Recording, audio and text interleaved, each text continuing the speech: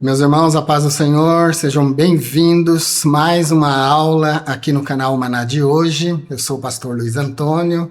Hoje nós estamos iniciando essa revista, primeiro trimestre de 2026. Vamos estudar um trimestre muito importante, vamos estudar uma das maiores doutrinas, uma das doutrinas mais importantes das Escrituras, que é a Santíssima Trindade. Um grande mistério, não solucionado completamente ao longo de mais de 2.000 anos de história de igreja, e nós vamos estudar nessa primeira aula o mistério da Santíssima Trindade. Ainda continua um mistério, né? Esclarecido para alguns, mas ainda um mistério para muitos. Essa aula vai ser ministrada no dia 4 de janeiro de 2026 nas igrejas que seguem o calendário. Essa lição ela vai ser baseada no evento do batismo de Jesus, onde a gente percebe a Santíssima Trindade se manifestando ali. No batismo de Jesus, a gente vê a manifestação do Pai, do Filho e do Espírito Santo. Como em todas as nossas lições, nós temos 3 objetivos na aula de hoje, que é explicar, mostrar e enfatizar. Vamos explicar a revelação da Trindade no batismo de Jesus, vamos mostrar a unidade e a distinção de cada pessoa divina à luz das Escrituras. A gente vai ver aqui que a Trindade é tanto una quanto é também 3, né? O Deus é um e as pessoas são 3. Nós vamos mostrar, então, essa unidade e essa distinção entre cada pessoa. E vamos enfatizar a importância da doutrina trinitária na fé cristã. Antes de entrar na aula, eu queria agradecer a todos vocês que durante o ano passado nos deram suporte aqui no nosso ministério, assistindo às nossas aulas, compartilhando as nossas aulas, deixando seu like, né? Seu like, seu compartilhamento são muito importantes, então quero agradecer a vocês. Quero agradecer a todos os membros aqui do nosso canal. Vocês que são membros do canal têm dado um suporte, sempre um suporte muito importante para o nosso ministério. Um agradecimento especial a vocês que são do nível consultoria. Nós temos algumas pessoas que são do nível consultoria, mas nunca pegaram o telefone para ligar, para conversar. Fique à vontade. Eu sei que vocês que nunca fizeram isso é porque vocês querem simplesmente dar suporte para o meu ministério. Eu sou muito grato por isso. Mas quando quiserem conversar, aqui na descrição desse vídeo, dessa aula, tem um vídeo curtinho, 2 minutinhos. Nesse vídeo você pode pegar o número de telefone. Algumas pessoas já perguntaram, mas por que o senhor não deixa o número de telefone liberado lá pra gente embaixo? É porque aí eu não aguento, né, irmãos? Eu não dou conta de falar com todo mundo e de responder todo mundo todas as perguntas que vamos fazer pelo telefone. Então a gente deixa restrito ao nível consultoria. E também é uma forma de vocês me ajudarem no meu ministério.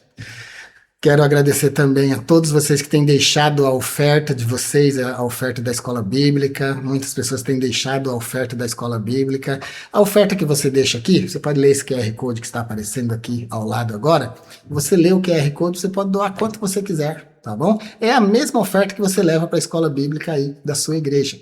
É uma maneira também de você nos dar suporte. Se as nossas aulas têm ajudado você, tem contribuído com o seu ministério, tem dado suporte para o seu ministério, nada mais justo do que você dar também suporte para o nosso, né? Eu sou muito grato a vocês por isso. Então hoje iniciamos o primeiro trimestre desse ano de 2026. Nós agora estamos comentando a palavra-chave da lição, né? E a nossa palavra-chave de hoje é Trindade. Então vamos deixar aqui, eu vou deixar, como eu sempre deixo, a lição no nosso blog. O link da aula fica aqui na descrição dessa aula. Só você descer aqui na descrição, clica no link do blog. O blog vai se abrir para você com todas as notas que eu falar aqui, de grego, hebraico, latim, todas as notas que eu deixar aqui, eu deixo na aula lá no blog. Quero pedir uma gentileza, quando você for no blog, pegar as notas, lá você pode copiar, colar, imprimir, usar como você quiser. Siga o nosso blog. Se você tiver no celular, só rodar a página do blog assim, vai aparecer no meio da tela para você o botãozinho seguir. Clica no botãozinho seguir, confirma na telinha que aparecer no pop-up e você já estará seguindo o nosso blog e nos ajudando. Iniciando então o comentário aqui da nossa palavra-chave de hoje, que é Trindade. A palavra Trindade não aparece nas Escrituras. Mas isso não significa que o conceito não esteja abundantemente nas Escrituras. O conceito de trindade é claramente percebido nas Escrituras, tanto no Antigo Testamento quanto no Novo. Então não é o fato de uma palavra não aparecer que vai invalidar uma doutrina. A doutrina é muito clara, e não é só porque a palavra trindade não aparece nas Escrituras que a gente vai invalidar um conceito tão extraordinário, né? Que é o conceito da trindade. No latim, o termo é trinitas, que significa unidade de três. O termo foi usado pela primeira vez por Tertuliano no segundo século, 155 a 220 DC, para explicar a relação que há entre o Pai, o Filho e o Espírito Santo. Então, no idioma latim, que é o idioma da Vulgata de Jerônimo, da tradução da Bíblia de Jerônimo, nesse mesmo idioma a gente encontra o termo trinitas. Não significa que o termo apareça, tá bom? Na Bíblia, na Vulgata, não é isso que eu estou dizendo. Estou dizendo que no idioma da Vulgata, trindade é trinitas, que significa uma unidade de três. No grego, é trias. Foi usado por Teófilo de Antioquia pela primeira vez em 180 DC. No nosso bom português, é trindade, né? Então, embora não apareça nas Escrituras, a gente percebe a doutrina ao longo das Escrituras. Por exemplo, em Gênesis 1 e 26, no Antigo Testamento, a gente percebe aí a gente infere do texto que Deus não é formado por uma única pessoa. Lá nós temos a famosa expressão, façamos o homem à nossa imagem e semelhança. Então ali, em Gênesis 1 e 26, a gente percebe um plural. Muita gente diz, não, isso aí é um plural majestático, é Deus, a única pessoa divina, se referindo a si mesmo como se fosse um conjunto de pessoas, mas de fato não é. Não, é sim. Ali nós temos três pessoas. O verbo nos deixa perceber isso. E o hebraico naze, que é traduzido por façamos, também é um plural. No Deuteronômio 6 e 4, a gente percebe também ali, essa percepção que a gente tem de Deuteronômio 6 e 4, ela é possível só no idioma original, né? Ali a gente tem o Shema, Deuteronômio 6 e 4, Shema Israel, Adonai Eloheinu, Adonai Ehad. Ouve, ó Israel, o Senhor, nosso Deus, é o único Senhor. O destaque é para o termo Ehad. Ehad significa um. Mas Ehad carrega a ideia de um composto. O hebraico tem dois termos para um. Tem Ehad, que a gente pode interpretar como um composto. Por exemplo, você fala um cacho de uvas. É um cacho só, mas carrega muitas uvas, né? Um cacho de uva, né? Um cacho de uvas, vai carregar várias uvas. Essa é a ideia do um composto. Para eu não gastar muito tempo falando aqui sobre Ehad, eu vou deixar esse vídeo para você aqui no card. Aconselho fortemente a você que assista, porque lá eu vou discorrer sobre o Ehad no hebraico com todos os detalhes, tá bom? Então eu economizo tempo aqui e você assiste esse vídeo extra. Vou deixar aparecendo aqui no card. E a gente tem outro termo no hebraico que é Yahid. Yahid é um indivisível, é um absoluto, enquanto que Ehad é um composto.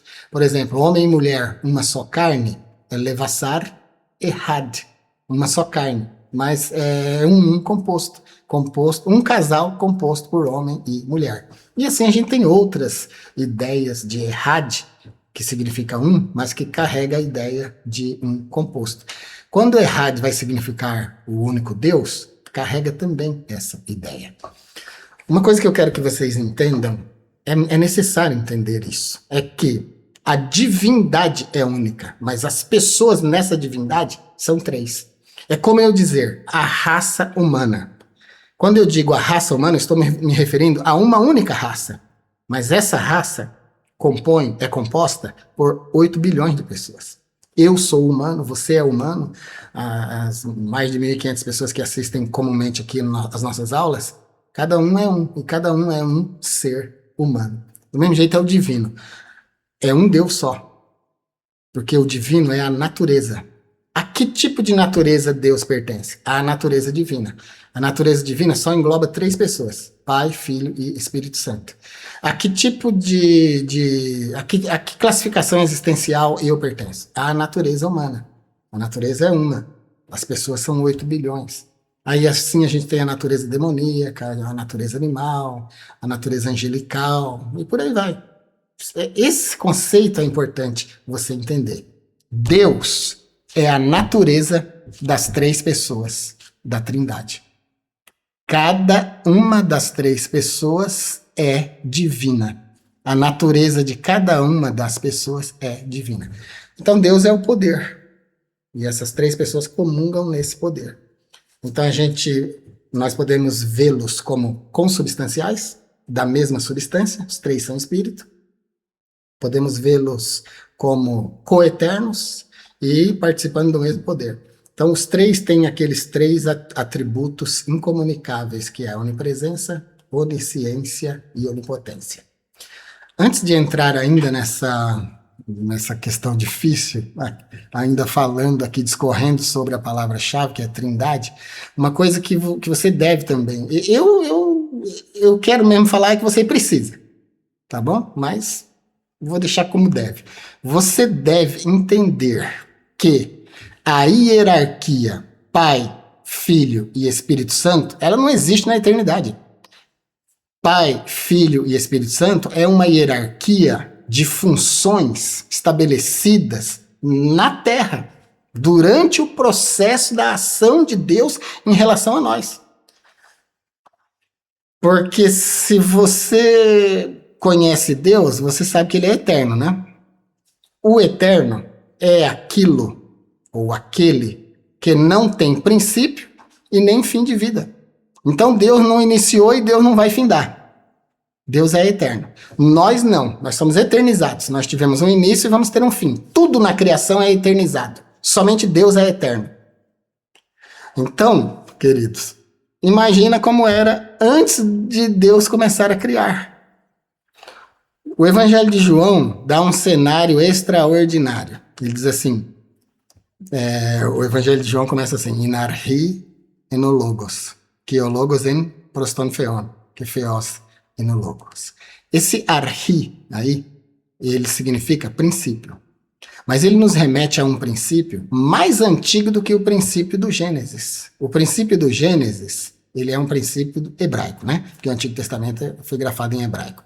Bereshit bara Elohim et hashamayim ve'et haaretz. Esse Reshit, Bereshit, o início, no início, esse início aí é o início da criação. Mas o arri de João é uma coisa que transcende a criação. Porque quando a gente lê lá, no princípio era o verbo. Ó, no princípio era. Na língua portuguesa, esse era é pretérito imperfeito. Indica uma ação contínua. Sempre foi.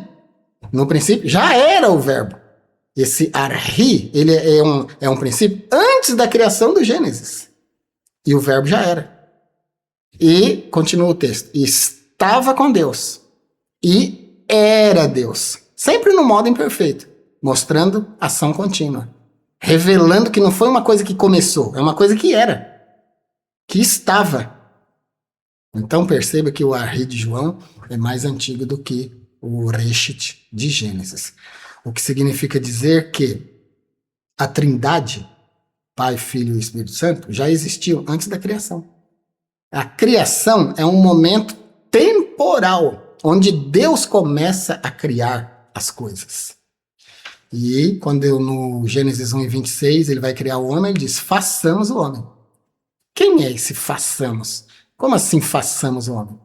É a Trindade que está sendo vista ali. O Pai, o Filho e o Espírito Santo participando na criação do ser humano. Então a gente percebe que na eternidade não existia esse negócio de Pai, Filho e Espírito Santo. Não, são 3 pessoas divinas. Aí eles se apresentam à humanidade, cada um no seu ministério. O Pai como Criador, agindo desde o início dos tempos, ele começa lá no Bereshit, lá no princípio, lá no Gênesis, criando. E Jesus e o Espírito Santo estão meio que, Jesus muito mais do que o Espírito Santo, incógnitas, né? Mas a Bíblia ainda diz que o Espírito de Deus se movia sobre a face das águas. Então o Espírito aparece, mas Jesus não aparece, né? A não ser por uma figura, por um tipo, a palavra criadora na boca do Deus eterno. Então, o Pai age primeiro na criação.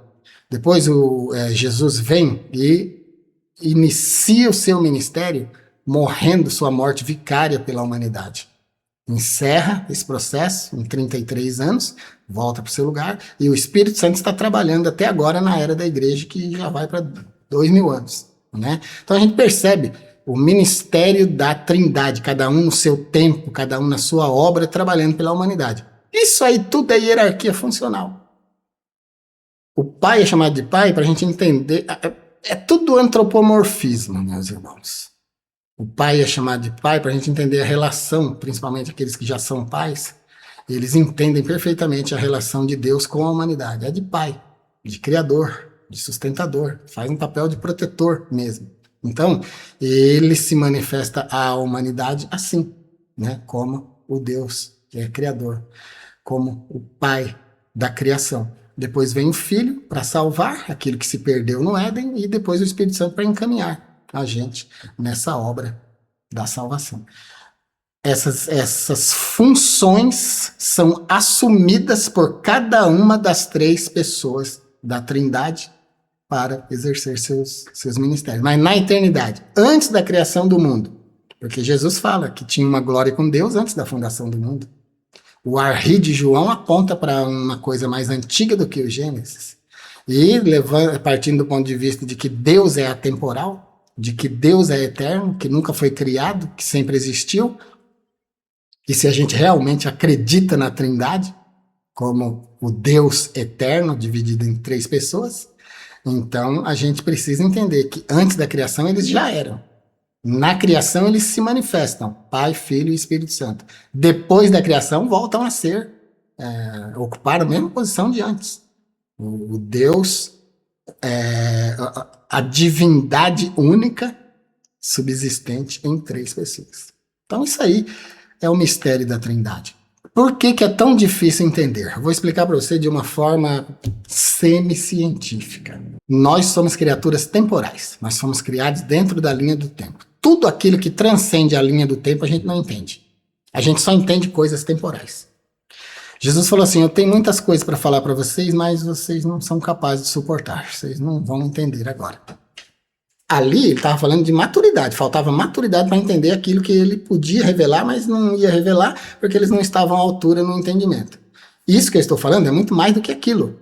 Isso que eu estou falando nós temos impossibilidade de entender tudo aquilo que não acontece dentro da linha do tempo, porque nossa mente foi feita para funcionar dentro da linha do tempo. É por isso que a Bíblia fala sobre a mente de Deus como uma mente superconsciente e que acha loucura nos anjos.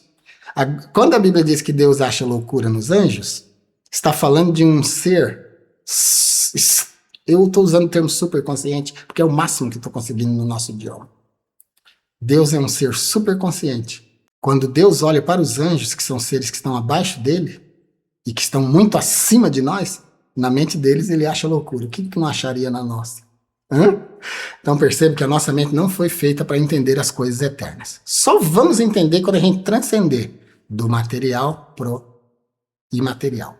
Quando a gente passar do nível físico em que nós existimos para o nível espiritual eterno, onde Deus existe. Então muita coisa vai ficar clara para nós. É por isso que a Trindade é um mistério para nós. Como assim? Como que eu vou entender um Deus que sempre existiu? A nossa mente não concebe a ideia de sempre existiu. A nossa mente não concebe a ideia de sem início, sem fim. Então a gente também não entende o conceito de eternidade. Porque esse é o conceito de eternidade. Eternidade exclui tempo. Olha como é difícil, né, meus irmãos? Isso é a Trindade. Um único poder, uma única natureza, que nós chamamos de Deus. Essa única natureza, esse único poder, engloba três pessoas. Imagine uma esfera, dentro dessa esfera, três pessoas. A esfera é a natureza, subsistindo dentro da natureza, que é a divindade, três pessoas, o Pai, o Filho e o Espírito Santo. Muito importante para eu falar aqui no comentário da palavra-chave, não são três deuses. Porque se a gente admitisse que são três deuses, estaríamos admitindo uma heresia chamada triteísmo.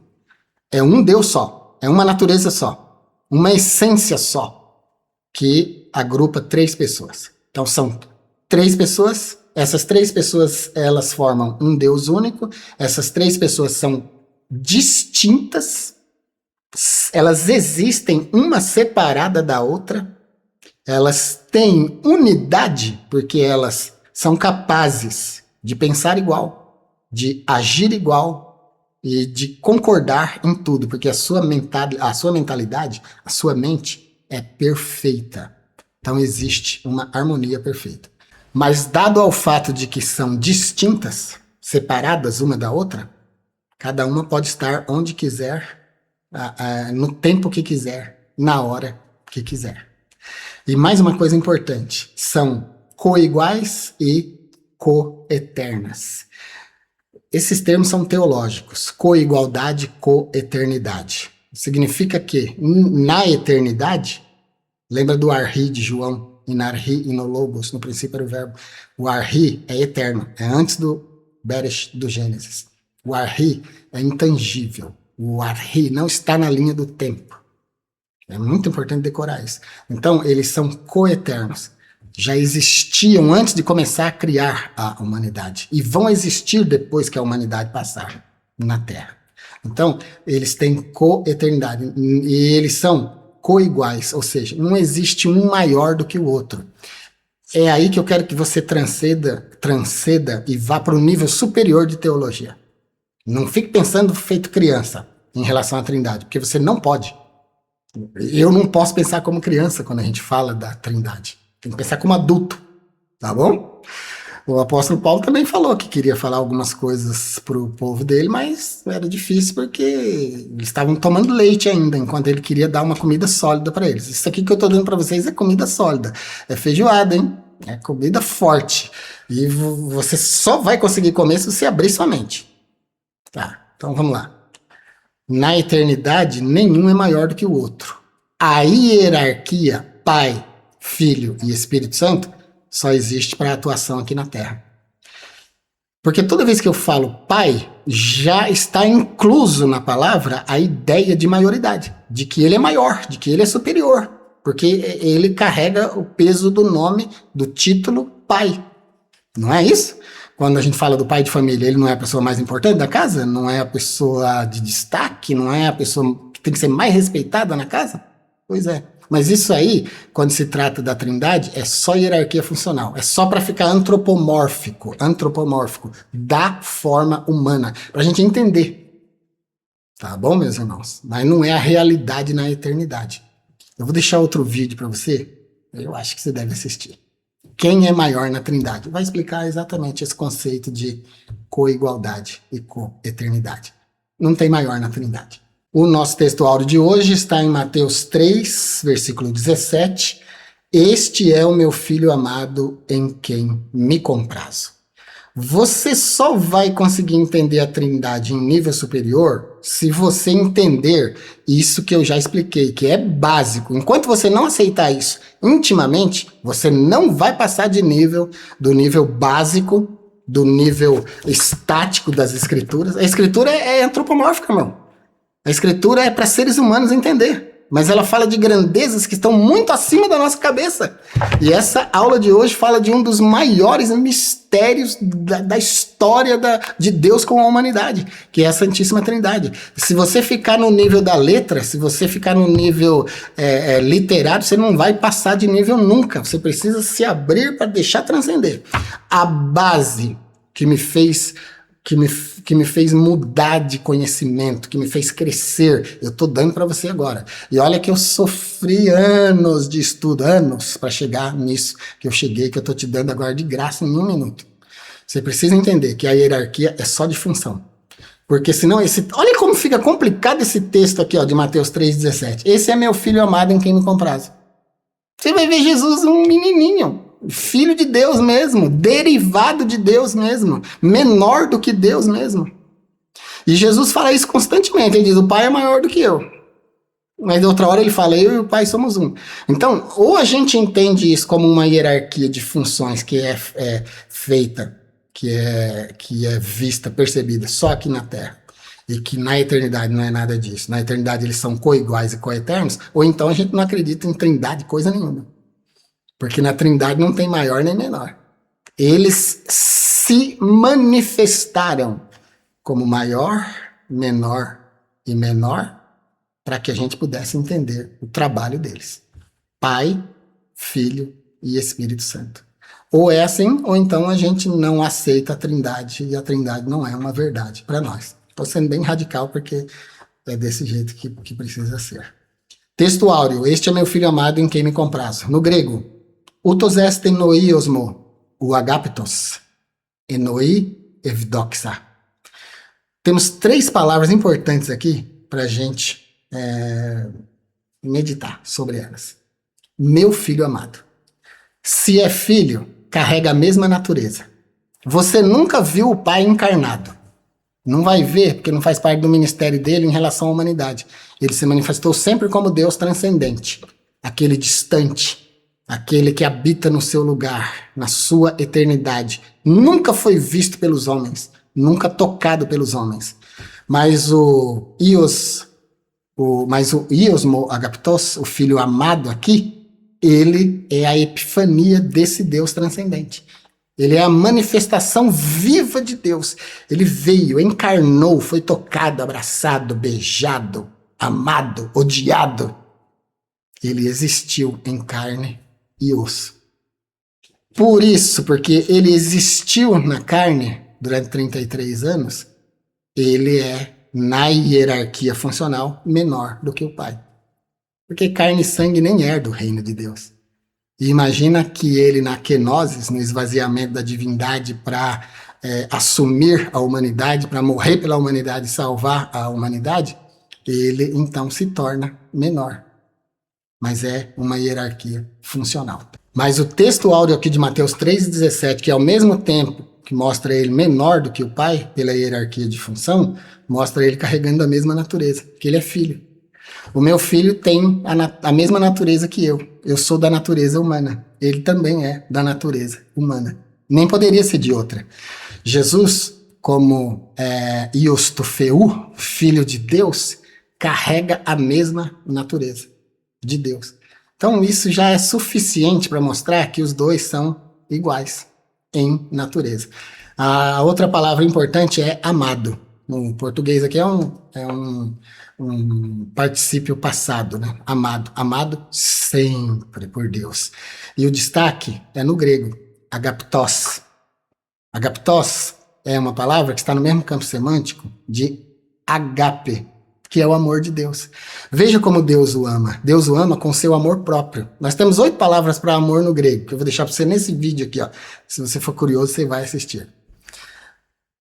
A maior expressão de amor é expressa pelo termo grego agape. É agape mesmo, tá bom? Não é ágape, não. O acento é no segundo alfa, agape. Aqui a gente tem que Deus ama seu filho com o amor ágape. Utos est enoiosmo, o agaptos. Tu és meu filho amado. Amado, eu te amo. E é amor agape. Amor de Deus. Então veja que tudo que Deus dá para o seu filho tem relação com a sua natureza.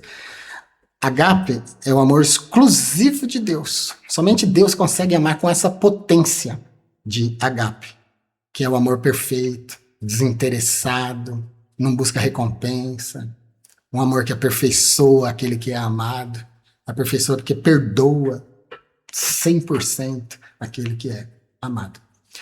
E esse filho, ele é tão da natureza desse pai, que o texto áureo diz assim, ó, no final, enoi evdoxa. Evdoxa significa comprazer, significa trazer felicidade, trazer completude, trazer prazer. Evdoxa, inclusive tem na teologia, a gente estuda as vontades de Deus. Vou deixar para você na descrição. É só para membro, mas vale muito a pena você assinar o Clube de Membros só para assistir essa série. São só 4 vídeos, 4 tipos da vontade de Deus. Uma delas é vontade de Evdoxa, que é aquela vontade de Deus que compraz o próprio Deus. Só Jesus cumpriu plenamente a vontade de Eudoxa, porque ele deu prazer para Deus em todas as suas obras. E Deus falou aqui com sua própria boca: Utos estem noios mo agapitos. Tu és meu filho, aquele amado, em quem eu me comprazo. Enoi Evdoxa. Você me dá prazer de verdade. As tuas ações, as tuas obras me dão prazer de verdade. Elas me comprazem. Eu fico satisfeito com as obras que você faz. É o que Deus está dizendo para Jesus aqui no texto áureo, em Mateus 3:17. Coisa extraordinária, né, meus irmãos? Coisa grande. E outra coisa de nível superior de teologia que eu queria deixar para vocês aqui, para vocês mergulharem mesmo na interpretação desse texto áureo, é que no grego o termo que aparece para filho não é tekna, é ios.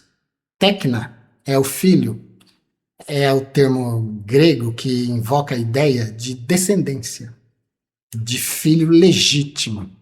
Mas tekna aponta para crianças, para bebês, para aqueles que são... Eu expliquei em outra aula. Vou deixar um outro videozinho. A diferença entre tekna e ios para você aqui na descrição. Vale muito a pena. 3 minutinhos só. Então, Deus se refere a Jesus como Ios. Ios é o filho de maior. Ios é o filho capaz. Ios é o filho que não depende do mesmo carinho que Tecna, que é o filho criança, depende. Ios é o filho capaz de ser herdeiro com todas as possibilidades de herdar e de desempenhar o papel que o pai desempenhava enquanto protetor, cuidador, provedor.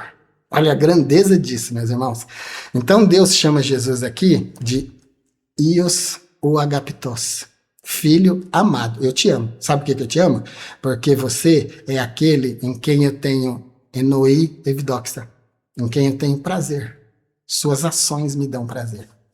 É por isso que Jesus quer que nós sejamos como ele, que nós o imitamos.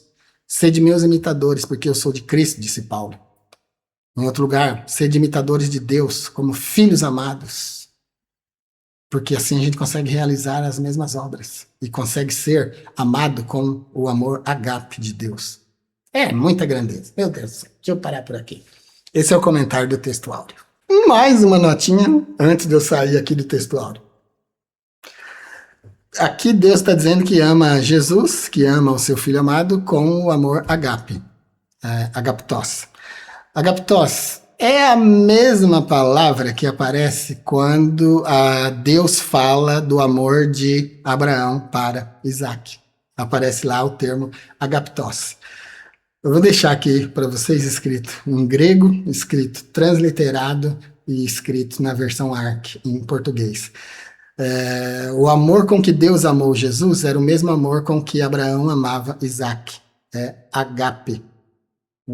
Daí a ponte hermenêutica, a comparação perfeita. E ali Abraão assume um tipo de Deus e Isaac um tipo de Cristo. Perfeitamente. Então, nas palavras, o amor é o mesmo. O sentimento desses dois pais, de Deus como pai de Jesus, de Abraão como pai de Isaac, caracterizado pela mesma palavra grega. Eu vou deixar o grego da Septuaginta aqui para vocês, tá bom? Que é a versão grega das Escrituras. A mesma que Jesus usou na época dele. E aparece agapton para Isaac como filho amado. A leitura bíblica está em Mateus 3, de 13 a 17, leitura importante que é necessário fazer aí na classe. Tópico de número 1, a revelação trinitária no batismo de Jesus. Item 1 do tópico 1, o batismo do Filho, a obediência de Cristo. Então, a aula de hoje, a Trindade está sendo vista com vistas ao batismo de Jesus, né? Porque ali a gente vê as 3 pessoas da Trindade aparecendo, o Pai falando com o Filho, que é o texto áureo, o Filho nas águas sendo batizado e o Espírito Santo se manifestando na forma corpórea de uma pomba. João 1:14. E o Verbo se fez carne e habitou entre nós, e vimos a sua glória como a glória do unigênito do Pai, cheio de graça e de verdade. Esse aí é aquele que estava nas águas, e sobre ele desce o Espírito Santo. Então ali a gente vê uma manifestação perfeita da Trindade. Eu lembrei, e vou deixar para vocês, para você que realmente é aquele estudante dedicado, aquele que vai na profundidade do conhecimento. Cada vídeo que eu deixo é um apoio para tudo que eu falo aqui. Vou deixar mais um. Por que que Jesus foi batizado? Por que que Jesus foi batizado se ele não era pecador, né? Por que Jesus foi batizado se ele não tinha pecado? Então, a máxima do batismo de João era Shuvu Betshuvah, que karvá marhuta shamaim. Arrependei-vos, porque é chegado o reino dos céus. Então, a base do batismo de João era arrependimento. Por que que Jesus foi lá, então? 5 motivos nesse vídeo para você. O comentário aqui do item 1 invoca a ideia do batismo de Jesus, também discute a ideia de por que ele vai ser batizado se ele não era pecador, e ele mesmo diz, deixa por agora, porque assim nos convém cumprir toda a justiça. Eu acho importante você assistir o vídeo que eu estou deixando, porque lá eu vou explicar para você o que é essa justiça. O que é esse cumprimento da justiça? Tem muitos pensamentos sobre isso. Lá eu vou dar um pensamento muito bom, muito firme para vocês. Caso você goste do que eu apresentar no vídeo, fique com esse pensamento, porque é um pensamento muito bom. Então, entre os muitos motivos que levaram Jesus às águas do batismo, o comentarista diz aqui que um deles era se identificar com a humanidade pecadora. E eu concordo 100%. Jesus encarnou, se ele encarnou, ele participou da natureza humana, a natureza humana é pecadora, ele não participou do pecado, mas participou da natureza. Então, ele não poderia se apresentar a Israel como Messias se ele não obedecesse às ordenanças daquela nação. E uma delas era batismo para arrependimento, a tevilá, a imersão, para mostrar que ele era alguém que participava dos costumes do seu povo. Então, o batismo de Jesus, um dos motivos foi identificação com a humanidade. O item de número 2, do tópico 1, a descida do Espírito Santo, a unção para o ministério. Assim que Jesus sai das águas, o Espírito Santo desce sobre ele na forma corpórea de uma pomba. A gente tem esse momento em Mateus 3,16, Marcos 1,10, Lucas 3,22, João 1,32. Essa manifestação visível indicava que ele era o Messias, o prometido para Israel, o Cristo. Cristo, Christos, do grego, significa literalmente o ungido. No hebraico é Mashiach, que é o ungido, aquele enviado por Deus. Aí o Espírito de Deus desce sobre ele para capacitá-lo, gabaritá-lo para o ministério. Essa unção, porém, ela não deve ser confundida com uma adoção do Espírito, como se Jesus tivesse passado a ser Messias a partir daquele momento, a partir do momento que o Espírito Santo desce sobre ele. Não, ele sempre foi o Messias. Jesus, desde quando ele nasce, ele já nasce como o Messias prometido pelos profetas. Sempre foi o Messias. Aliás, eu vou dizer para vocês aqui, do meu ponto de vista, tá bom? Jesus nem precisava do Espírito Santo sobre ele para exercer seu ministério. E para você entender isso, você precisa ser de maior na fé também. Senão é lógico que você não vai entender. Porque nós estamos falando da Trindade, não estamos? Nós não meditamos agora há pouco no início da aula que a Trindade existe antes da criação do mundo e vai existir depois da criação do mundo? E quando ela é percebida pela humanidade, ela é percebida dentro de uma hierarquia de função, que é Pai, Filho e Espírito Santo? Então, se Jesus é Deus, ele não precisava de outro Deus dentro dele para que ele exercesse seu ministério ou para que ele ganhasse poder. Tá vendo? Então, isso aí, claro que é um ponto de vista bem radical, né? Mas é uma verdade. Tudo que Jesus fez foi para nos mostrar modelo, exemplo e tudo mais. Quando o Espírito Santo desce sobre ele, está dizendo que homem nenhum pode realizar a obra de Deus se não for capacitado pelo Espírito de Deus. É essa a mensagem que aquela descida do Espírito Santo sobre Jesus, capacitando ele para o ministério, queria dar. Essa é a mensagem, né? Porque o Espírito Santo esteve sobre os profetas da antiga aliança, esteve sobre Moisés, esteve sobre todos os grandes homens de Deus, está sobre a igreja e sobre cada um na igreja que realiza uma obra específica. Então desce também sobre Jesus, que estava na carne, para mostrar que a obra de Deus é feita através do poder de Deus. Mas o fato de o Espírito Santo descer sobre Jesus ali não significa que ele se tornou Messias naquele momento. Não, sempre foi Messias. Né? Ele sempre foi o enviado. Sempre foi o Yeshua HaMashiach, Jesus, o Cristo.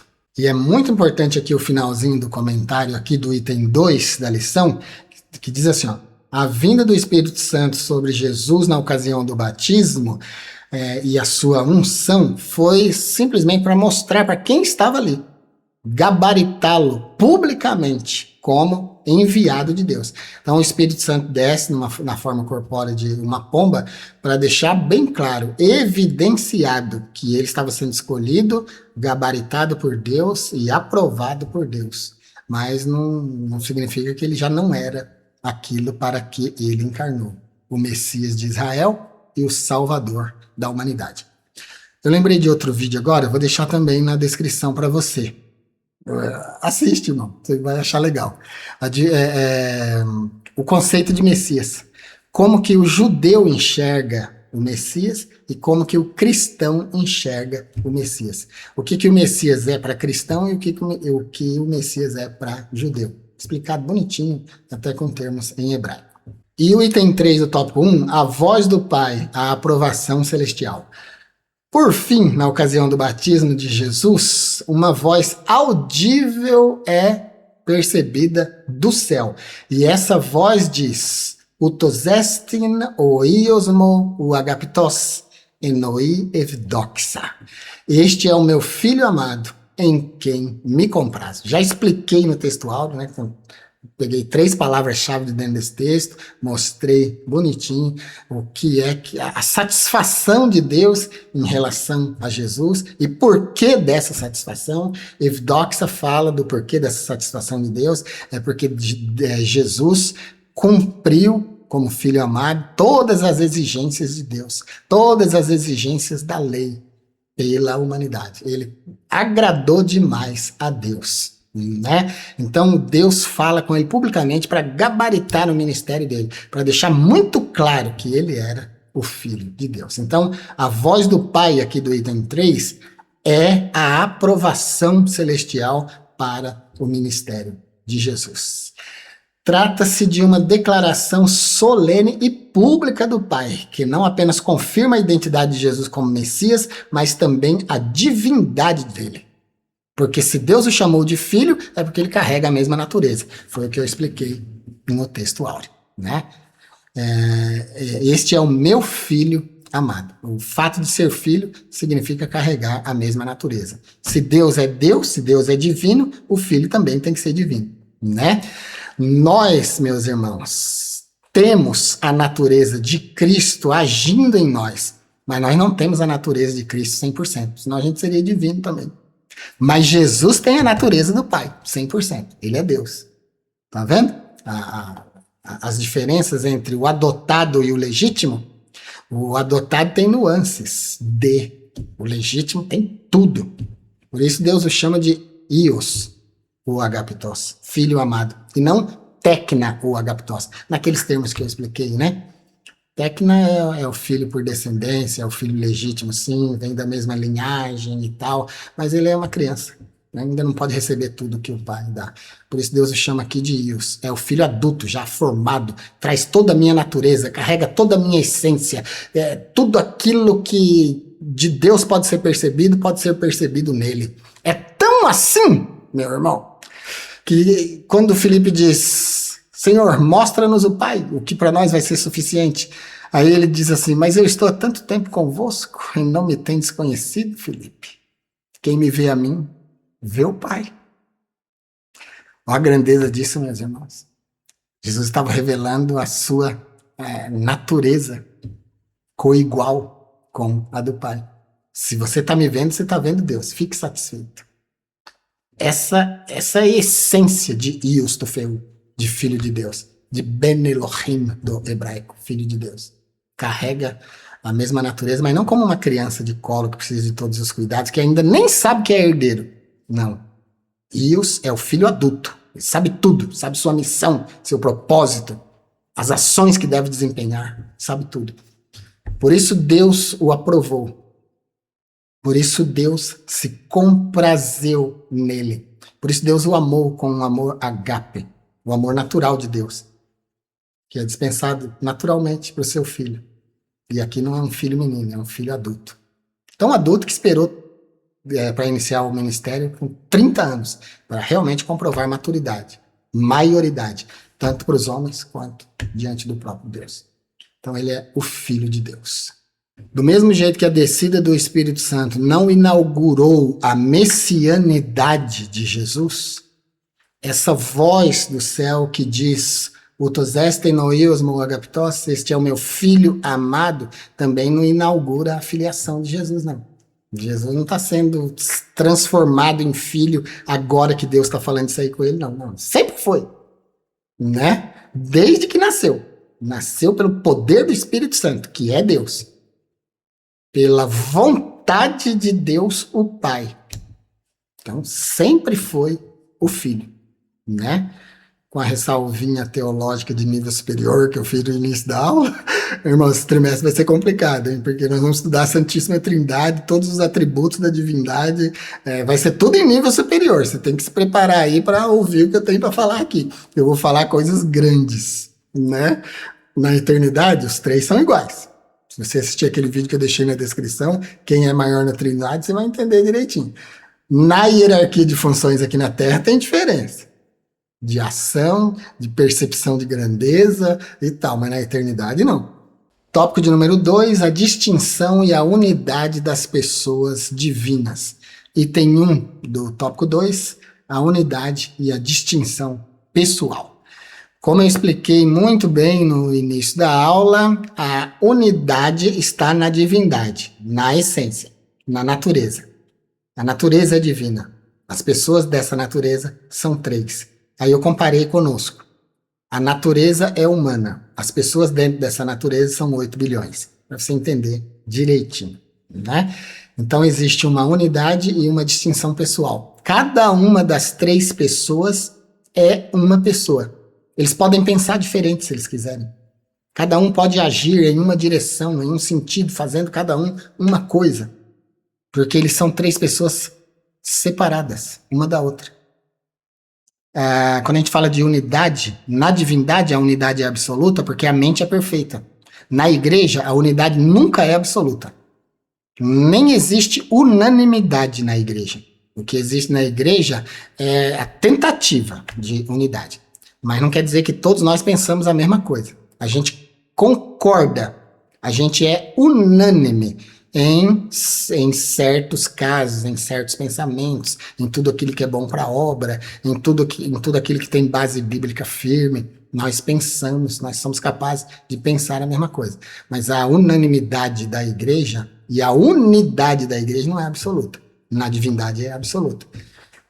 E porque é absoluta e perfeita, a unidade na divindade pode ser absolutamente una e pode se separar também. Porque as pessoas são perfeitas. E é essa perfeição de raciocínio, essa perfeição mental, essa mente superconsciente, essa superinteligência divina é que capacita para eles essa unidade e também essa distinção pessoal. Quando a gente faz um congresso na igreja e depois de muita luta a gente chega numa unidade, numa unanimidade, o uniforme vai ser dessa cor, a camisa vai ser assim, a saia vai ser assim, ou a calça vai ser assim. Depois de muita luta, a gente chegou ali naquela unanimidade. Na divindade, isso aí acontece agora, já, sem nenhuma dificuldade, porque a mente é perfeita. Nós não. Às vezes escolheu o amarelo, mas você não gostou do tom do amarelo. Aí o outro gostou do tom do amarelo. Aí tem que ter 300 tons de amarelo para agradar todo mundo, né? E aí, é por isso que eu falo que não existe unanimidade absoluta na igreja. A gente luta, às vezes se nega e promove a unidade. Mas na divindade não tem isso, porque a divindade é perfeita. Então aqui, fechando o item 1, porque o item 1 é só comentário mesmo, né? A Trindade a gente já praticamente falou tudo no início da aula. Aqui tem unidade e distinção pessoal. A unidade é da essência, que eu já falei bastante, e a distinção é na pessoa. É o grego hipóstasis para pessoa e o grego ousia para essência. Essência única, pessoas diferentes, distintas, separadas uma da outra. Na obra da redenção, a gente percebe essa ação, como eu já expliquei, a hierarquia de funções, Deus se manifestando a favor da humanidade no seu ministério de Pai Criador e sustentador, Jesus se manifestando no seu ministério pessoal em relação à humanidade como Redentor, e o Espírito Santo se manifestando agora já há 2000 anos ativamente no seio da igreja como o Paráclito, como o advogado, o guia, o consolador da igreja. Então a gente percebe as pessoas distintamente, mesmo dentro da hierarquia de funções, o Pai, o Filho e o Espírito Santo. E nós pertencemos a Ele nós pertencemos a Ele, Deus, dessas três formas: a Deus por criação, a Jesus por redenção e ao Espírito Santo por habitação. Muito lindo isso. O item de número 2 do tópico 2, a pluralidade na unidade no Antigo Testamento. No latim nós temos uma frase para referenciar essa pluralidade e unidade. É e pluribus unum. Pluribus é muitos, unum, um. E pluribus unum significa dos muitos, um somente. Esse muitos são três pessoas, um somente, uma essência só, a divindade. Então essa frase em latim captura exatamente a ideia de pluralidade e unidade que nós temos aqui no item de número 2.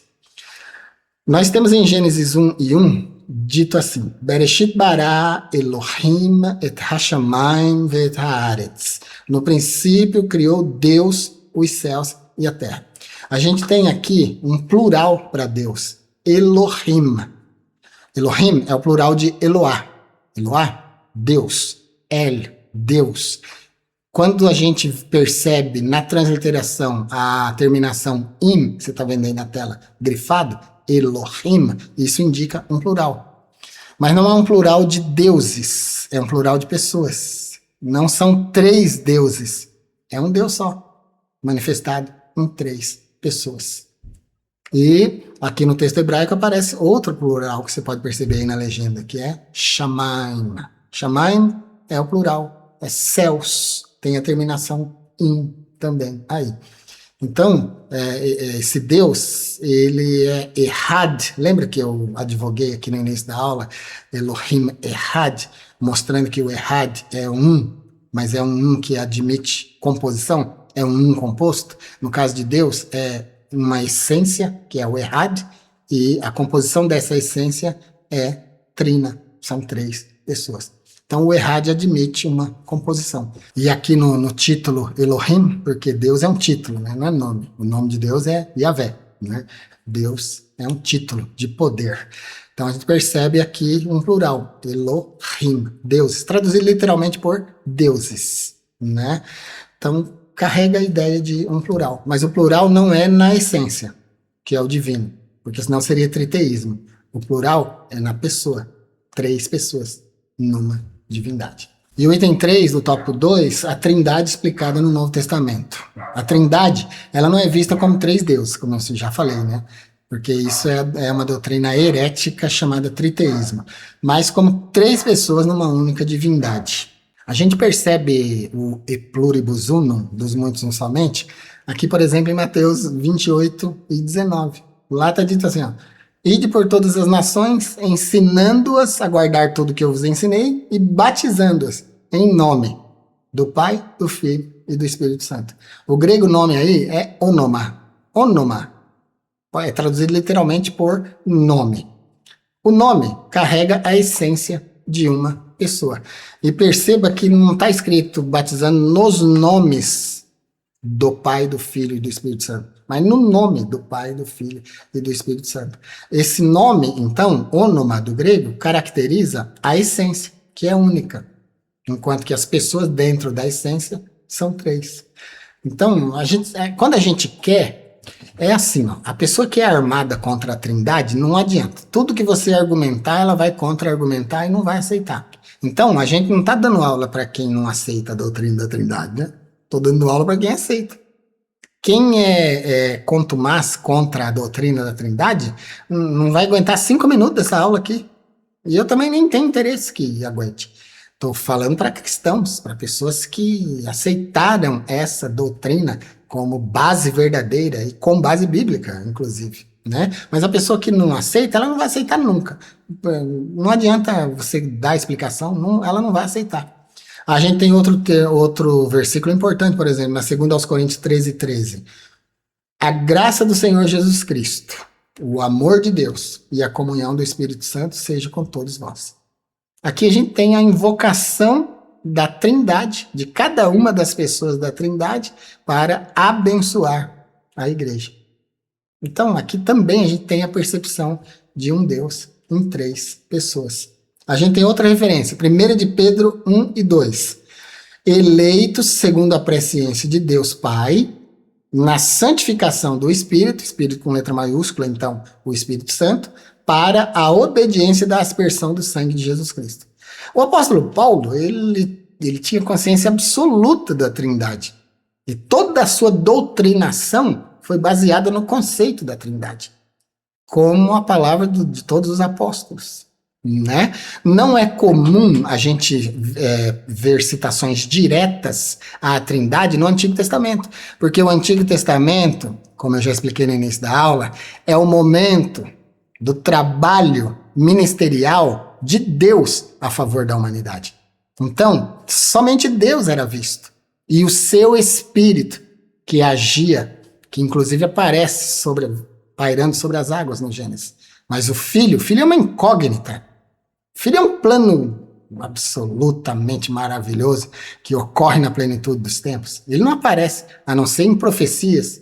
Ele aparece como o Messias, o Salvador, mas a pessoa precisava escavar muito para ver, né? Mas o Pai não. O Pai é a manifestação completa da divindade no Antigo Testamento. Agora, no Novo Testamento, as 3 pessoas aparecem abundantemente e é doutrinado sobre isso por Paulo, pelos 12, por todos os autores bíblicos, né? Então é bem fácil de perceber. Efésios 4, de 4 a 6. Vamos ler uma parte aqui, ó. Há um só corpo e um só Espírito. Um só Senhor, um só Deus e Pai de todos. Tá vendo, meus irmãos? Então, ó, um só corpo é a igreja, um só Espírito é o Espírito Santo, indivisível, absoluto, né? Divino. Um só Senhor é Jesus Cristo e um só Deus e Pai de todos. Tecnicamente, teologicamente, para sanar o conflito de um só Deus e Pai de todos, a gente precisa entender que o Pai é chamado de Deus nas Escrituras. E aí, esse título de Deus praticamente virou o nome de Deus. Mas o nome de Deus é Yahvé. E Yahvé é Deus com o Filho e com o Espírito Santo. O Espírito Santo não é Deus, Deus não é o Espírito Santo, o Espírito Santo não é Jesus, Jesus não é o Espírito Santo, o Filho e o Espírito Santo não são o Pai, como o Pai e o Filho não são o Espírito Santo, e assim por diante. Cada um é uma pessoa distinta, né? Aí a gente vê em Efésios 4, de 4 a 6, eu estou lendo só um pedacinho aqui, tem só um corpo, que é o corpo da igreja, um só Espírito que opera nessa igreja, um só Senhor, que é o Senhor dessa igreja, que é Jesus, e um só Deus. Mas aqui, essa palavra Deus, ela aparece como nome do Pai. Aqui poderia ser um só Pai, que é Yahvé. Aí combinaria perfeitamente naquele contexto de hierarquia que eu falei para vocês. Mas a escritura do Antigo Testamento assume que o nome do Pai é Deus e acabou. Mas o nome do Pai é Yahvé. Quando Moisés chega para Deus e diz assim, Senhor, tá bom, o Senhor está me mandando lá no Egito para tirar o teu povo de lá, mas e quando eles me perguntarem o teu nome, o que eu vou falar para eles? Que Deus me enviou?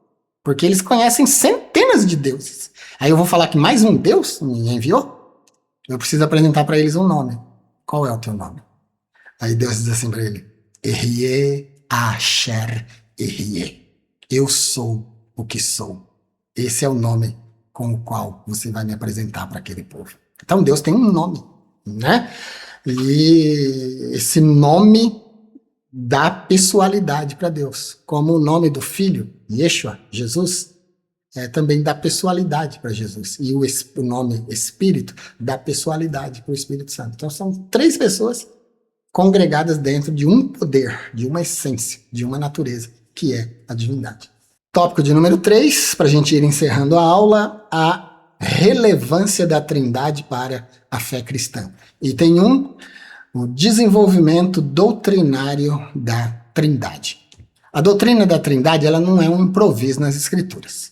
A doutrina da Trindade também não é uma invenção doutrinária para corroborar alguma coisa. Não. A doutrina da Trindade, ela não é uma criação, não é uma invenção e muito menos uma invenção tardia. Ela é uma constatação de fatos. A gente percebe nas Escrituras, como a gente já estudou até agora, com muita profundidade, inclusive, né, sendo amparado pelas Escrituras, a gente já viu que o Pai atua na criação, o Filho na redenção, o Espírito Santo na consolação. Então a gente percebe as três pessoas da Trindade. A gente percebe eles sendo citados simultaneamente, como é o caso do batismo, na bênção sacerdotal de Paulo, na bênção apostólica, né? A gente percebe. Então é muito perceptível a doutrina da Trindade. Então o desenvolvimento da doutrina da Trindade ao longo da história e a confirmação dessa doutrina no Concílio de Nicéia, depois em Constantinopla e tal, não é um improviso, não estavam criando aquilo ali, aquela hora, não. Eles estavam só consolidando o que a Escritura já fala. É a Escritura, a Escritura da mão dos apóstolos, que inclusive tem imprimatur apostólica. Imprimatur apostólica é uma expressão do latim que significa da própria mão deles, né? Então, Paulo registrou com sua própria mão, ele escreveu sobre essa doutrina. Os outros apóstolos também. Então, são escrituras que têm autoridade, têm imprimatur apostólica, têm a autoridade dos apóstolos. Não é invençãozinha, não sou eu que estou falando, não. Se fosse o pastor Luiz Antônio, meu Deus do céu, vocês tinham a obrigação de tentar refutar, de brigar, de reprovar, mas não. Tem o selo dos apóstolos. É uma coisa muito forte, né? Por inferência, no Antigo Testamento, a gente tem textos, como a gente leu aqui, o Shema Israel, Adonai Eloheinu, Adonai Echad, expliquei o Echad, façamos o homem, desçamos e confundamos a sua língua. São escrituras que dão um certo suporte para a doutrina da Trindade, até no Antigo Testamento, para a gente perceber um Deus coexistente em mais de uma pessoa, né? Então, o desenvolvimento doutrinário não é uma coisa que foi improvisada, não. O que o Concílio de Nicéia em 325 fez foi simplesmente proclamar que as três pessoas da Trindade são da mesma substância, homoícios, da mesma substância. E o Concílio de Constantinopla, em 381 DC, o que ele fez foi confirmar a divindade do Espírito Santo. E assim a gente tem a consolidação daquilo que pode ser constatado na Escritura, que é a presença de três pessoas divinas. A negação da Trindade resultou em pelo menos três correntes heréticas importantes. O triteísmo, que é a ideia de que existem três deuses na Trindade e não três pessoas divinas. Um Deus em três pessoas. O triteísmo diz que não, que são três deuses. E não é. É um Deus só em três pessoas. Porque o que é divino é a natureza. E as três pessoas participam da mesma natureza. A outra doutrina herética que foi criada foi o unitarismo. No unitarismo, somente o Pai é Deus. E assim eles negam a divindade do Filho e do Espírito Santo. E o unicismo, que é também chamado de modalismo, que ensina que Deus se manifesta de três formas ao longo da história. O modalismo aqui, ou o unicismo, pode facilmente ser confundido com aquilo que eu expliquei como hierarquia de funções. Na hierarquia de funções, cada uma das pessoas da Trindade, que são distintas, elas existem separadamente, podem agir de forma diferente, falar e pensar de forma diferente. Elas agem a favor da humanidade, cada uma no seu tempo, no seu ministério.